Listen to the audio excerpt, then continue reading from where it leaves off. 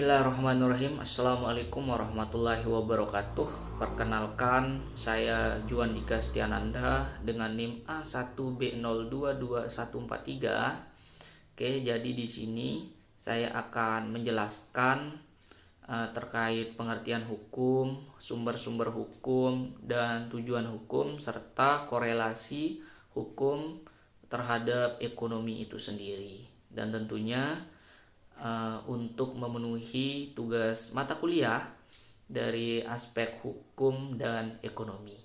Langsung saja saya ingin menjelaskan ya terkait dengan pengertian hukum itu sendiri. Hukum adalah suatu peraturan yang berisikan tentang norma-norma dan sanksi-sanksi.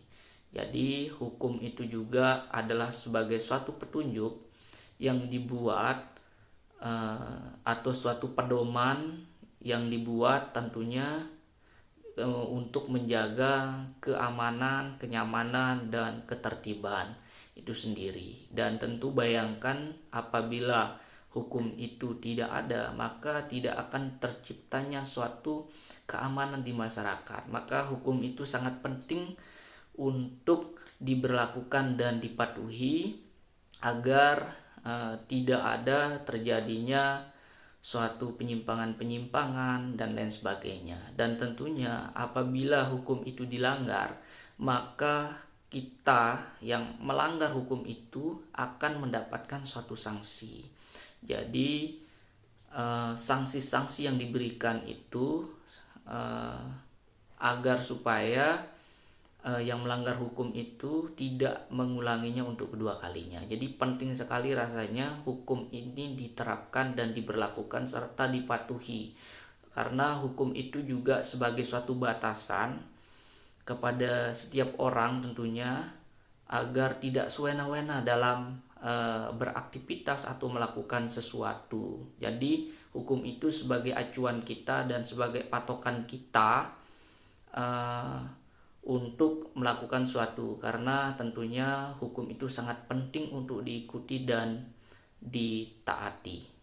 Nah, baik, selanjutnya tentu kita akan membahas terkait dengan sumber hukum. Jadi ada beberapa sumber hukum yang ada diberlakukan di suatu negara ya, termasuk di Indonesia. Yang pertama adalah undang-undang. Jadi undang-undang itu suatu aturan tertulis tentunya yang disahkan oleh lembaga legislatif atau pemerintah, dan tentunya undang-undang ini dibuat dengan melihat kondisi dan keadaan di masyarakat itu sendiri. Jadi aturan undang-undang ini timbul berdasarkan hasil kondisi dan keadaan masyarakat. Apabila sekiranya kondisi keadaan masyarakat terjadi banyak masalah karena suatu hal, maka itu perlu diatur untuk mencegah terjadinya permasalahan-permasalahan itu.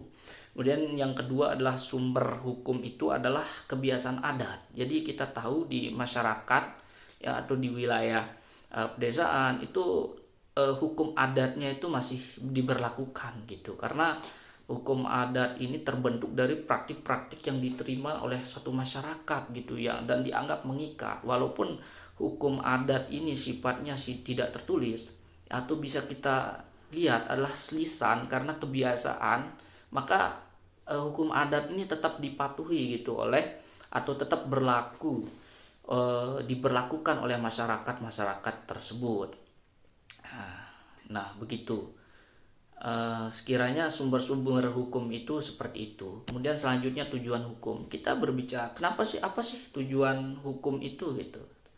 Tentunya tujuan utama hukum adalah menciptakan keteraturan dan keadilan itu di dalam masyarakat itu sendiri ya.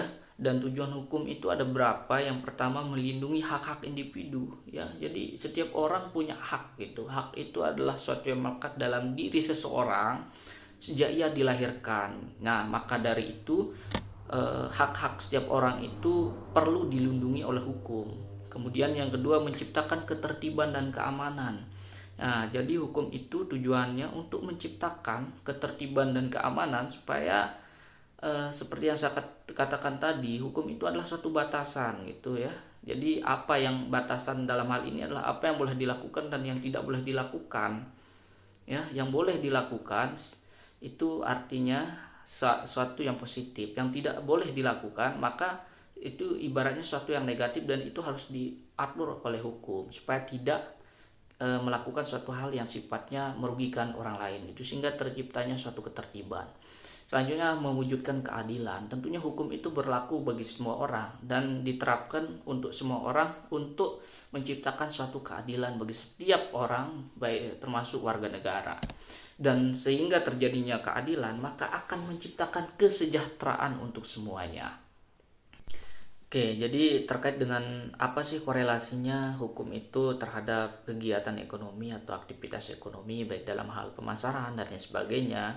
Jadi yang pertama itu adalah adanya kepastian hukum dan stabilitas ekonomi. Jadi stabilitas ekonomi sangat penting untuk diatur ya, supaya para pelaku bisnis yang ingin berinvestasi, investasi misalnya ya, gampang dalam menentukan keputusan bisnis gitu. Jadi dapat ditegakkan secara adil dan konsisten tentunya. Jadi supaya bisnis mereka terasa lebih aman dan terlindungi gitu. Kemudian selanjutnya adalah adanya perlindungan konsumen. Jadi kita lihat bahwa produk-produk yang dijual itu tentunya diatur ya, supaya apa? Supaya produk yang sampai ke masyarakat itu tidak cacat, kemudian iklan yang ditampilkan itu bukan iklan palsu gitu. Jadi konsumen itu merasa terlindungi gitu ketika membeli barang-barang tersebut ya. Jadi itu bukan termasuk barang ilegal gitu, tapi itu adalah barang legal gitu. Kemudian selanjutnya adalah hukum tenaga kerja gitu ya. Kita melihat ya bahwa tentunya tenaga kerja itu harus diatur gitu ya, upahnya misalnya ya. Jadi pemerintah itu sudah mengatur itu semua supaya di wilayah tertentu misalnya upah minimumnya sekian, upah ini sekian gitu, supaya apa? Supaya para pelaku bisnis atau yang punya bisnis tersebut tidak semena-mena dalam menentukan upah kepada pekerjanya gitu. Jadi supaya menciptakan suatu kesetaraan dan keadilan. Oke, mungkin itu saja video dari saya, kurang dan lebihnya saya mohon maaf. Semoga video ini bermanfaat. Wabillahi taufiq wal hidayah. Wassalamualaikum warahmatullahi wabarakatuh.